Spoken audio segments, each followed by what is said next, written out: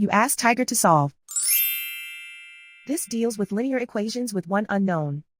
The final result is x equals 8. Let's solve it step by step.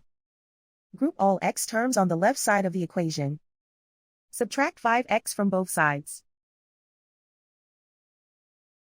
Group like terms. Simplify the arithmetic. Group like terms. Simplify the arithmetic. Group all constants on the right side of the equation.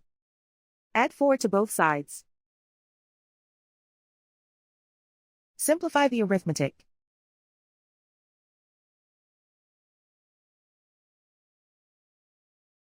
Isolate the x.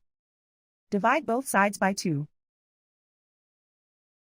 Simplify the fraction.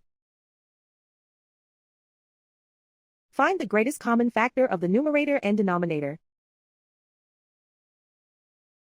Factor out and cancel the greatest common factor. And so the final result is x equals 8.